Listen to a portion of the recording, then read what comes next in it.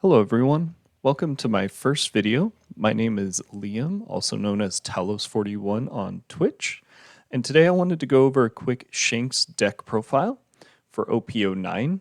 It's the deck that I played for Nationals LCQ just a couple weeks ago, and I wanted to go over some of the options with the deck, how I've been experienced with the deck, and some of the opportunities you might have to be able to play the deck at a better or higher rate. So, a little bit about me. I previously played Magic the Gathering. For those of you who have played Magic before, I have an SCG top 8 to my name.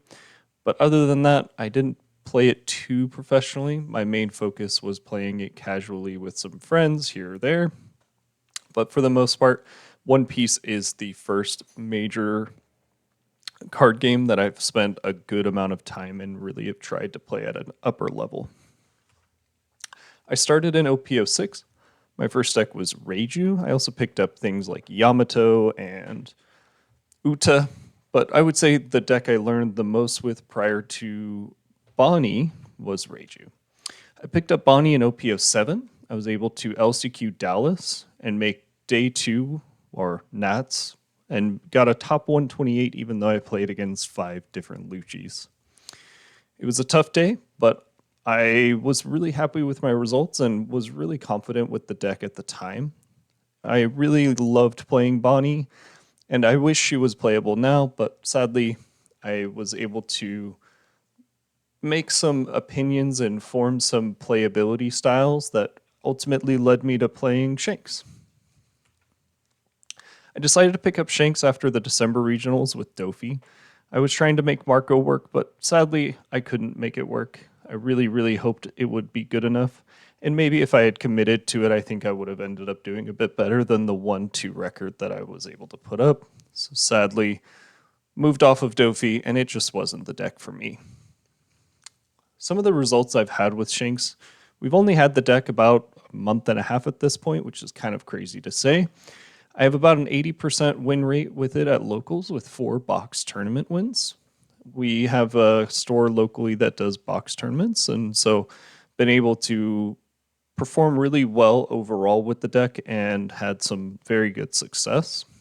I also ultimately got 19th at LCQ with a 7-2 record, losing to one of the worst hands I've ever seen with the deck, and maybe one of the reasons to avoid it if you can't handle these types of crazy phenomenon. But also losing to RP Luffy, one of the worst matchups for the deck. So, a little bit of a deck overview about the deck.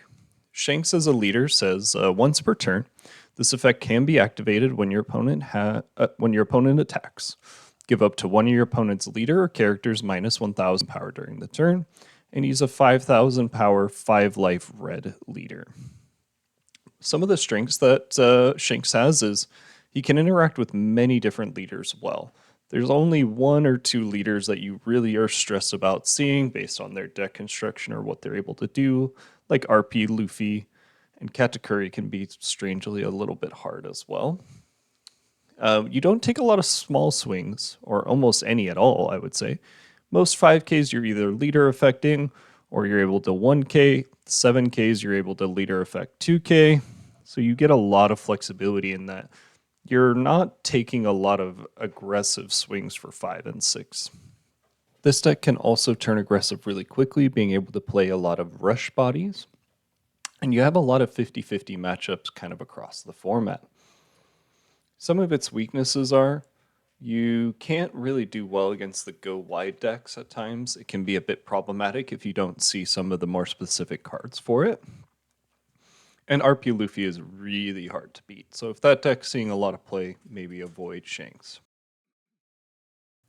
So the kind of more classic searcher-based build is this one here with 4 Utas. It's a red-haired...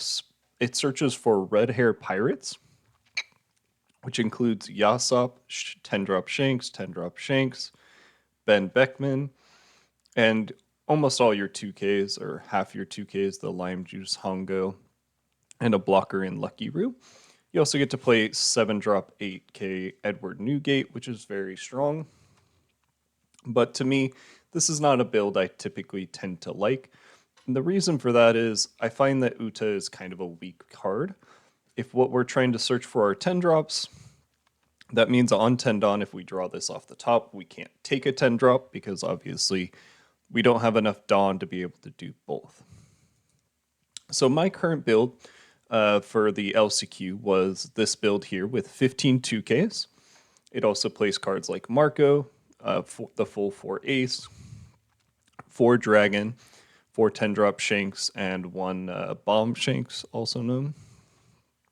It also plays 4 Red Hawks and 4 Silvers Rayleigh blocker. The idea behind this deck is that we're able to play just good quality cards throughout the whole deck, and just constantly we have quality cards over finding specific cards for specific matchups. You'll begin to notice when I go through the deck, a lot of the deck relies around a couple of cards, but that also means that you can play this deck and not see those specific pieces and still compete. And that's why I really like this version. So, some of the core choices. You have your removal suite, which includes Silver's Rayleigh, 8k, 8 costs.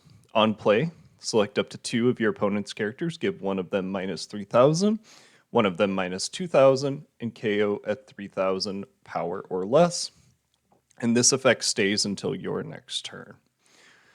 Really important against things like Dofi, you get to clear all of their 6k bodies, reduce one of the other characters, be able to swing into it. And it's also great in Luffy, it's great in basically every matchup. I would say it's your most important card in the deck. With something like Hongo in play or Otama from hand, you can also look at clearing 8k bodies with it. Or if you have multiple 10-drop Shanks, that can also help. 7-drop Beckman is a 7-cost 7k with a 1k counter. On play, trash up to one of your opponent's characters with 6,000 power or less. Really a great card to exist, but most of the time I'm using it for a 1k. I would not play this card if it did not have a 1k. Next up, a little less of a full-time removal spell, but Marco, 5-cost 6k, 1k counter. On play during your turn, KO up to one of your opponent's 3,000 power or less characters. And on KO, you can trash an event from your hand to play this character from your trash rested. Now, it's on KO.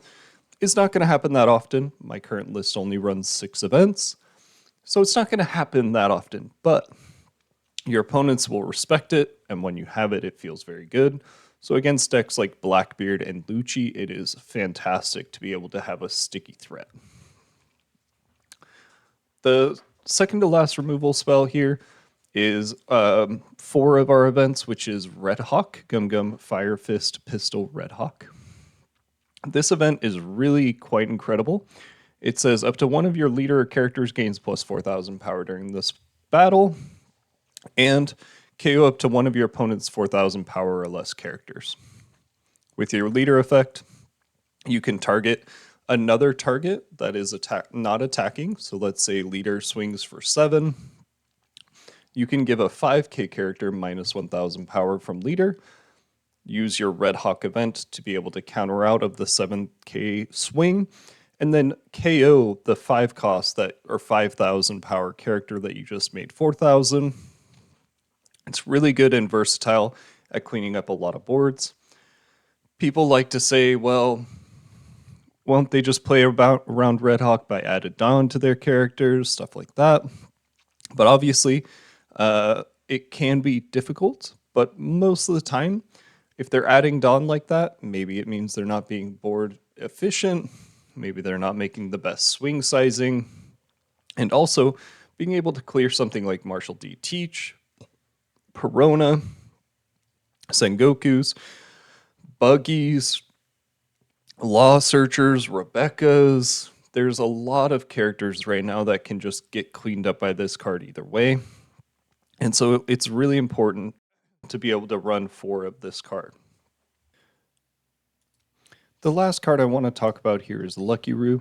It's a 4 cost 5k, 1k counter blocker that says on KO, KO up to one of your opponent's 6,000 power or less characters. And it's really great against Luffy, being able to block 8k swings or be able to block larger swings and KO things like Sangoro or Luffy.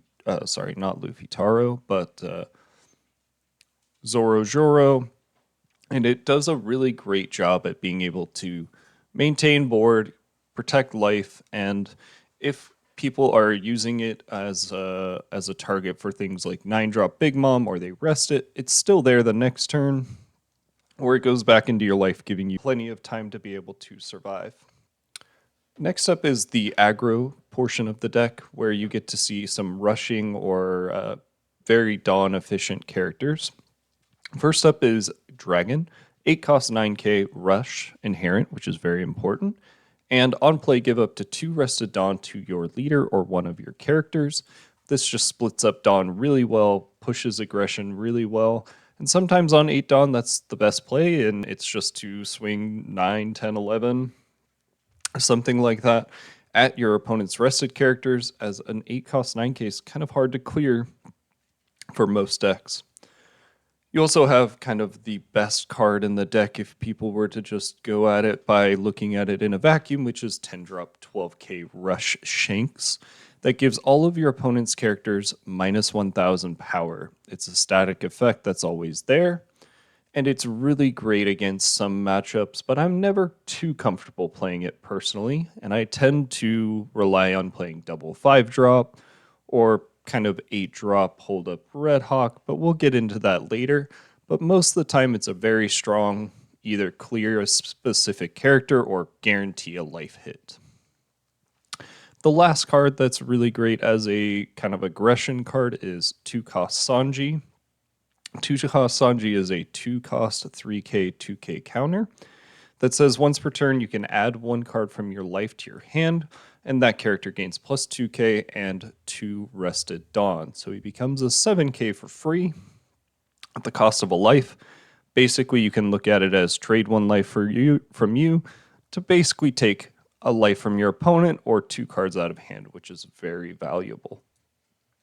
Next up, I want to talk about some of the unique cards in my list. First up is OP06 Shanks. He says on play, KO up to one of your opponent's 10,000 power or less characters. This can be really great against something like Luffy, RP Luffy, even sometimes the Mirror. Being able to hit a big body like a Charlotte Linlin, a 9-cost Rush Luffy, in the Mirror hitting Dragon or Rayleigh can be very good. And also against Dofy, sometimes you can clear the couple rested characters, but that one active might be a bit of a trouble. And this card can clean that up. Let's say it's Boa or something like that. Clean up Boa, attack the rested characters, and clean up the board. This deck is a lot about controlling the board. OP09 Lucky Roo, like I was already speaking on, really great against Luffy. Some lists don't run it because it's vulnerable to bounce out of law, but it's really great against some things like Lucci, which I'll go over in the matchup spread here shortly. And lastly, 5-cost Rayleigh, which has been one of the best cards in the deck, honestly. It's a 5-cost 6k blocker. If your opponent has 2 or more characters with base power 5,000 or more, draw 2, trash 1 from your hand. Really an incredible effect for being able to kind of keep cards in hand, get rid of some of these clunkier bricks that you can draw at times. And also, it's just really powerful against things like Dofy, where you can get a block against a 5k for free. It's a hard body to clear and just keeps you from basically dying. And it also attacks, which is quite fantastic. Next, I want to talk about some matchup approaches. So against Dofy, with Shanks, you want to go second. The reason for that is you want to kind of hard starve your opponent. Your opponent wants to go first, but it is a weird balance of wanting to hard starve to not allow your opponent to gain cards that they can use for counter against attacks you're trying to make against board. If your opponent's board is filled in the Dofi matchup, you will tend to lose those games. But if you can keep that board under control, keep that hand size under control, then you can really make some valuable progression in the matchup and being able to topple your opponent. Some of the most important cards, Red Hawk, as you heard me talking about it. Most of my examples for why this card is really great is because of Shanks, or Shanks into Dofi rather. And being able to KO a 4K power or less is really important. It can also deter your opponent from being able to add Dawn to leader, or adding for larger swings, they have to kind of diversify their Dawn usement. But really, on 2, you can use this to KO whatever character they put in with Dofi effect. Or if you aren't able to KO it because, let's say, it's not a 5K, or they Jinbei into Boa, Boa attach the Dawn to the Jinbei so that your leader effect targeting the Jinbei doesn't do anything, you get to clean up something like Teach or Perona, which is also very strong in the matchup. The next card that's super important in the matchup is 8 cost 8K Silver's Rayleigh. On play, we heard about what he does already, but on 8, if you resolve this character, it's at least cleaning up 2 characters that turn. Maybe you're cleaning up a 5K body and a 6K body because you're going to -3 the 6K, -2 the 5K, swing 5 with leader. That's 2 cards. It's a lot of cards to save a small body for the turn. Overall, if you draw 2 or more of this Silver's Rayleigh in the matchup, you're going to tend to win most of those games, especially if you started with Red Hawk. Mulligan highly for these 2.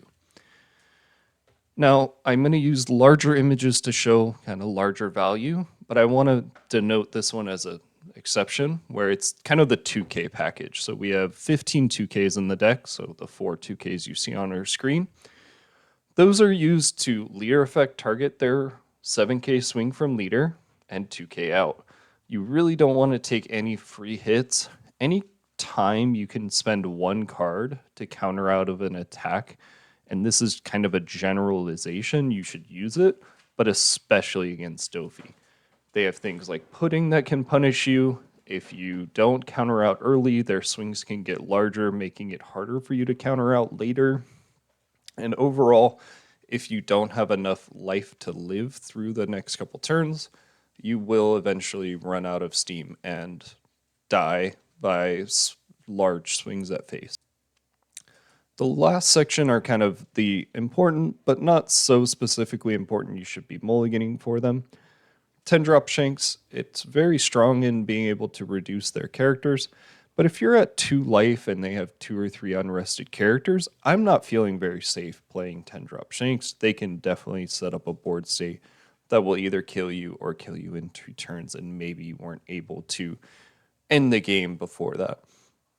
I like to play it kind of in a commanding position to make sure I don't lose some games, being able to clean up board states, and really it ends games really fast. 5-drop Silver's Rayleigh is great in the matchup. It almost always will be draw 2, trash 1, because a lot of the times they're going to have 2 or more 5,000 power characters, just based on the nature of the deck. 5-cost Marco is also very strong at being able to clear Marshall D. Teach or Perona and Buggy and Sengoku and the so on. If you're lucky enough to be able to Hongo into Marco, it can also be good if you're forced to go first, or just cleaning up whatever 3,000 power or less you can get out of it is very strong. You just need that 5-cost 6K body at times. And the last card, like I stated before, Ben Beckman is strong in that it KOs a 6K, rather trashes it for those type of effects that might matter. But overall, it being a 7-cost 7K is fairly strong, and it can clean up boards if you're forced to go first. The next matchup I want to talk about is Luffy. Purple Luffy has a bit of a hard time if you're able to kind of balance this face and board control. You don't want the game to roll or spiral out of control because you can lose games fairly quickly. But being able to make pressure towards face that are swings that they kind of have to counter out of, and then also make some swings on board to be able to keep it from getting out of hand can really help that matchup. Again, you'll see Hongo is one of our most important cards in this matchup, and also Rayleigh, and it's kind of a combination of the two. Using Hongo to KO a 8,000 power or less with Rayleigh is very important, and being able to clean up some of the bodies with it. They don't have a ton of removal. They have to rest it or big mom it, anything like that. And if they're doing that, you're probably in really good shape for that game. Rayleigh, you really want to see the first one, maybe even the second one. It's really important at clearing the Sangoro and the Zoro Joro, and also if you have Hongo or one drop Red Otama, then it also can help clean up the 8K bodies. This is part of why I like going second, and the reason for that is we want to see silvers on curve. We want to see multiple silvers. So why would we want to give Luffy their curve, their ideal first curve? Well, if they have a 5K swing with leader, plus play a 4-drop Zoro Jiro on 4, then they didn't get to swing at life. We didn't spend any cards because we just leader effect. If they do on 7 Luffy Taro into a 5-drop or less and swing with the 6K Zoro Joro, we 2K out of that and leader effect leader, and so they're getting another non-swing that turn. And maybe the turn after that, they're playing a 9-drop. So again, leader is not getting any swings, which is really important for us. But if we do have to go first, we have that kind of odd curve that works well, but only if you see Ben Beckman into into a Rayleigh, is it better to go first? So if you're playing the Uta Searcher build, I would choose to go first instead of second. But that's just a personal preference on why I like to play this build and why I like to go second in this matchup. Some of the important cards for this matchup are Bomb Shanks and Lucky Roo. Bomb Shanks clearing a 9-cost Lin Lin, or also being able to clear 9-drop Rush Luffy or Luffy Taro can really help stabilize. It's not always great, and it's currently a one of in this current list. But even now in my current list, there hasn't been enough Luffy for me to respect it. So I've actually cut this from the list, as you will see in the bonus content leader. Forge up Lucky Roo. I've said it so many times at this point, I feel like. It's really good in this matchup, just always getting most of the time 4K counter, sometimes 3K or 2K counter, and being able to eat another swing or a 6K that's already swung feels really great and is positive in the kind of card cost to counter ratio. Some of the a little bit more less important cards, Silvers is most of the time going to be draw 2, trash 1 in this matchup, which feels pretty strong, but overall the body sizing's not perfect for this matchup. 10-drop 12K Shanks is very powerful, and usually will swing at something like a Luffy Taro the turn it comes in, and can help you stabilize. But a lot of the times with the amount of rush bodies, I don't feel super safe playing this just on 10 immediately, because we're at maybe 2 life at that point, and the opponent can really close games quickly if you take a turn away from really making sure the board is as clear as possible. And lastly, Luffy can have a very hard time if you're aggressive against them. And I'll show you with 2K Sanji here in a bit in the slides that 2-drop Sanji into Lucky Roo into any of the myriad of 5-drops that we have into Dragon can really put them on the back foot and make them have to make some decisions about where they're going to swing. Are they going to counter out of some of these bigger cards like 2Ks and 1Ks for one swing? Can be really hard for them, but Dragon can help push that aggression across the finish line and end the game in that matchup. For the mirror, it's all about face. Small bodies really, really suck. You would think, oh man, these 5-cost 6Ks are going to get so much value. And I'll show you kind of why that's not the case. But once a 10-drop comes into play, your small bodies are nothing. They're meaningless. So it's all about going face and it's all about making landed attacks.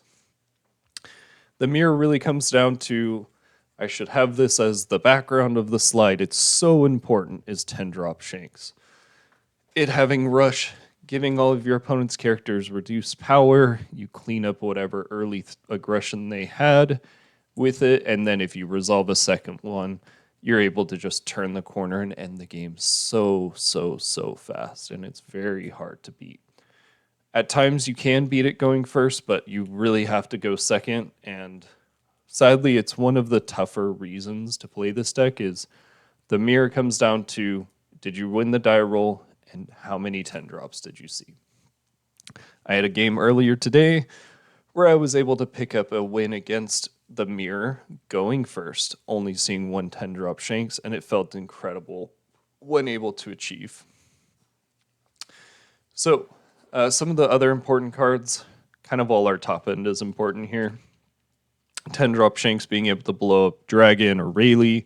Sometimes if there's 2 Shanks in play, you can play your 10 drop Bomb Shanks to clear one of their Shanks, which feels awesome. Or if you have Hongo already in play, then you can resolve the big Bomb Shanks. Dragon just to push face. It's a 7k or 8k swing on 9 Dawn. 8k with Leader, 9k with Dragon. It's so many cards for them to be able to get out of, and it's really important. And Rayleigh's kind of the least important, but still valuable. If you're going second, you want to play this on 8 most of the time to clean up any early aggression that they might have had if they did play any aggression. And if they didn't, it's also just a solid body to reduce the large Shanks bodies and be able to maybe manage some attacks later on. Some of the other a little bit more important cards, Sanji I'll go over in its own slide, but Hongo minus 2k plus Bomb Shanks can really clean up boards. Hongo also with Rayleigh, you can clear opposing Rayleighs if they had to clear something else. And blockers are somewhat important. Silver's Rayleigh 5 drop is going to draw 2 trash one most of the time. Against BY Luffy, as that deck has gotten a bit more popularity of late, we want to go second. It is a hard starve all the way until they self-awaken. We have to clear crit Luffy, 5 drop Luffy, that becomes an 8k. It's hard for us to clear, but it's a must if we want any opportunity to be able to win the game. Most important card is 10 drop Shanks.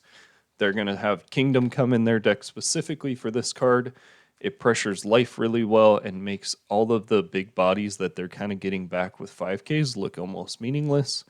You need to see 1 or 2. I would say this is one of our tougher 50-50 matchups, but we do have a lot of rush that does make it a bit more positive from my results. 8 drop Silver's Rayleigh can also help by clearing crit Luffy and cleaning up maybe leftover Sabo blockers that don't have the Sabo effect on them. Overall, it's just that it's an 8 cost 9k is pretty great. Dragon is really important for this matchup as well. Being another 8 cost 9k, it's hard for them to clear without Shirahoshi blocker plus Lucci or Luffy, Rocket Luffy. Or they can swing at it for 11 and then you leader effect 2k and protect it. 9k body's pretty great. Ben Beckman's really great also as a trash 6k power or less. If they choose not to activate crit Luffy, you get to kind of quote unquote get them. Or if you have Otama plus Beckman or Hongo plus Beckman, you can clear that crit Luffy. And it also cleans up Sabo blockers. And 7 cost 7k a lot of the times is going to swing once or twice before it becomes a validated in the matchup, which is pretty good. Lastly is Lime Juice. It's kind of a weird thing where sometimes you want to hold up Otama to make a blocker minus 2k to make it a 4k, or if you have 2 of the 10 drop Shanks in play, you can make one of their characters not be able to use blocker, which can help you end the game if you have, let's say, 2 Shanks in play. You play a Lime Juice target Sabo, 12 lead, and then you have 7 Dawn still remaining to make other large attacks at the end of the game. Shanks versus Lucci. You want to go first. This one's all about aggression. It's all to the face. There's maybe one or two cards like Kuzan if they're rested that you should chase. I would say Brook sometimes if it's specifically with leader, but it's not a huge important clear, but it's contextually a matchup that if you've played against Lucci enough times, you realize this deck needs to go aggressive. It needs to send a lot of 6 and 7k swings at life to pressure cards out of hand. And this is not a video about how to play against Lucci. So I'll go for some highlights as to the sticky bodies, the ace, the Marco. Ace being able to have a basically unkillable. It doesn't have rush. It does not have that top line since we're not a Whitebeard pirate. But it does have a very hard ability to clear. They have to clear it twice in a turn to be able to positively remove it, or it has to be rested and then they have to swing into it. Marco, a lot of people will respect you having one event in your hand, and it can also clean up things like Rebecca. You don't necessarily want to hit Spandine, Spandine, but you do want to hit Rebecca blockers early if you can, or maybe with something like a Hongo, clean up a Kuzan 4 cost, or even a Brook if it's possible. It has some good merit, but overall it's just that it's a 5 cost 6k that's a sticky body. And Dragon is a huge MVP for this matchup. Really important in that it is rush and makes your leader 7. So on 8 Dawn, a lot of the times this is what I'm doing. It's hard for them to remove multiple big bodies, so your kind of ideal curve, let's say going first, will be maybe Hongo on 3 Dawn, if you have it. Not always, if you have it and Marco, rather. If not, it's 8 to lead, play out ace on 5, 5 lead. On 7 Dawn, we can play one of our 7 drops, or we can play another sticky 5 drop, swing 7, swing 6, eating a lot of cards, eating a lot of life. And then on 9 Dawn, you add one to one of your 6k bodies, you go 7 with that one, 7 from Dragon's Dawn, and 9 from Dragon itself, ultimately leading in a lot of cards gone, and then all of your rush bodies become very valuable at the end. A quick little shout out to Lucky Roo, as most of the removal for the Lucci deck is character based, things like Rob, Lucci, Brook, then Lucky Roo gets to just trade when they go to clear it, which is fairly valuable because they don't get that body left behind. Can also clean up blockers if they do the Gecko Rebecca loop, and you can clean up those blockers pretty well, which feels pretty great. Some of the unique lines that I've been kind of hinting at or talking about. Against Pluffy, the mirror, RP Luffy, basically wherever you want to go aggressive, you want to start with this 2-drop Sanji 2k in play. It's weird. Yes, I know you play out a 2k in your deck, but it can give you cards. Sanji's really great against a Nell and Nami, decks that tend to starve you. And basically you trade it for 1 life from your opponent a lot of the times, especially against Pluffy and the mirror, because if they leader effect 2k, that means they have to eat another card from the 5k swing with lead. So a lot of the times, if you have a 4-drop or a 3-drop to play, let's say on the going second, you play Sanji on 2, you play Lucky on 4, or Hongo on 4, then you want to use that Sanji on 2 to be able to set this up. Or if you're going first on 3 Dawn, you can play out the Sanji for 2, swing 6 with leader. And then on 5, you have a bunch of 5-drops that you can play and be able to use the Sanji effect to add those rested Dawn to it and get another 7k swing. Matchups you really don't want to do it against is things like Dofi, Bonnie, decks like that where punishing kind of having aggression. Bonnie in that it rests this Sanji, so you're never getting value out of it. Really great against Blackbeard also.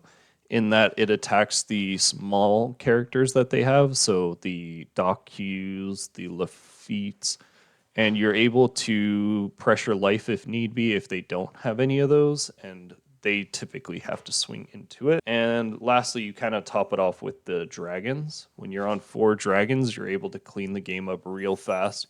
If you go Sanji into Lucky Roo into one of your myriad of 5 drops into dragon, they're taking 2, 3, 4 hits by that point, and it can really end games quickly with the other rush bodies that you have. Another unique line for the mirror is if you have to go first, this is what I found as a successful option to being able to what I call steal serve. So on 3 Dawn, you want to swing 8k with leader at life. If you're second, you should counter, by the way. If you are playing Shanks and you're going second and you can 2-card counter out of an 8k swing at life, you should, because there's not going to be a lot of smaller swings as you'll start to see. So 8k life on 3 Dawn, typically it's a life hit. Anytime you see that red circle, it means it's a life hit. On 5 Dawn, avoid playing a 5 drop. They're just not going to do anything. But if you really have to, sometimes you can play Lucky Roo plus swing 4 or swing 6. But most of the time I try to avoid it because you don't want the game to go that long. So you can go 10k life. If that hits again, that's 2 hits on life. They're at 3. On 7 Dawn, there's 3 options. You can 7k plus a 5 drop. You can 12k life, which is definitely going to be a hit. Or sometimes you can Beckman and no swing. Kind of depends on what your opponent's doing, but imagine you go 12k. You've hit 3 times at this point, leading into your dragon, which will be an 8k and 9k swing because dragon will attach 2 plus your leader, or plus the 1 Dawn left over from being at 9, makes your leader an 8k and the dragon a 9k. They probably get out of 1, maybe 2. They could be at 1 life at this point, and then all your 10 drops are just so much pressure. Your dragon's probably gone at that point, but you go 10 drop, and you can win that game.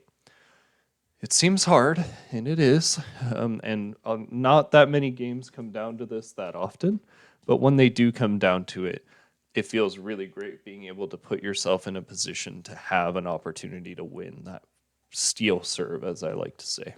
The last one on 10 Dawn, and part of why Red Hawk is so amazing in this deck, is we place 8 drops. So 4 Rayleigh, 4 Dragon.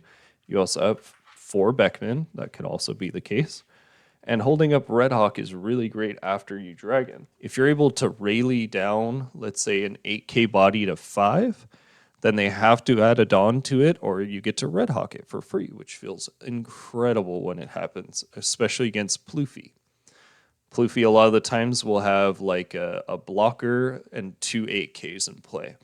So on 10 Dawn, you give the 2 8Ks -3 -2, and you clear the blocker. Maybe you pressure their characters a little bit, they protect, and then a lot of the times they forget to add the Dawn because they're not used to playing against Red Hawk being relevant.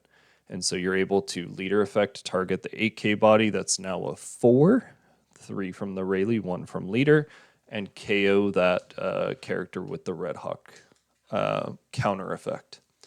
You can also do it with Dragon to stay alive. Let's say you need to push some aggression towards board or towards face, but you also don't want to die on the crackback. Red Hawk being a 4k counter is so big, and its trigger effect of -10k is like a red version of beige. So it feels really incredible there.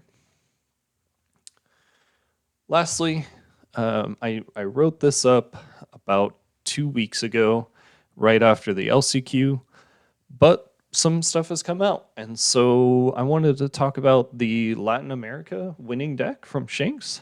It was actually a very interesting and unique touch.